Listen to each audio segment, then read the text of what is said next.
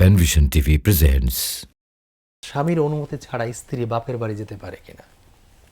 স্বামীর অনুমতি ব্যতীত স্ত্রী কোথাও যাবে না, বাপের বাড়িও যাবে না, তালিম করতেও যাবে না, জি, স্বামীর অনুমতি ব্যতীত কোনো কাজে যাবে না। তবে ফরজ কাজে যাবে, যেমন স্ত্রীর উপরে হজ ফরজ, স্বামী অনুমতি দেয় না।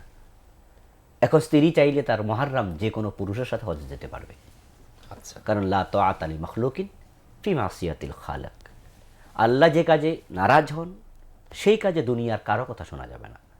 এই জাতীয় ফরজ কাজে নারী যেতে পারবে, স্বামী যদি অনুমতি নাও দেয়। তবে বিনয়ের সাথে অনুমতি আদায়ের চেষ্টা করবে, বারবার বলবে।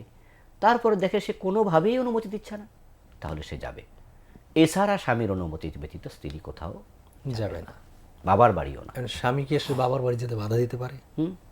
স্বামী যদি কোনো কারণে মনে করে যে সেখানে যাওয়াটা তার স্ত্রীর জন্য ঠিক নয়, জি, তাহলে সে বাধা দিতে পারবে, অধিকার স্বামীর আছে। আচ্ছা, কিন্তু সেটা যেন জুলুমের পর্যায়ে চলে না যায়। আচ্ছা, যদি সেটা উনি ভুল করে, একসেটিয়া কথা বলে বা জুলুমের পর্যায়ে, তাহলে তো ঠিক হবে না। জি, আর জুলমু জুলুমাতুন ইয়াউমাল কিয়ামা, প্রত্যেকটা জুলম কিয়ামতের দিন অন্ধকার হয়ে ধরা দেবে। এই জন্য স্ত্রী তো দাসী নয়, দাসীর মতো আচরণ কেন করা হবে? বাপের বাড়ি যেতে পারবে না কেন? জি, কোনো একটা এক্সকিউজ তো থাকা লাগবে। হ্যাঁ, স্বামী যদি বৈধ কোনো কারণে বলে, সঙ্গত কারণে বলে, শরিয়ার মতো কোনো কারণ হ্যাঁ, যদি থাকে। অসঙ্গত কারণ হলে স্ত্রী তার কথা শুনবে। কিন্তু সঙ্গত কারণ না হলে বুঝাবে, বলবে, তারপর অবাধ্য হবে না, সে চলে যাবে না।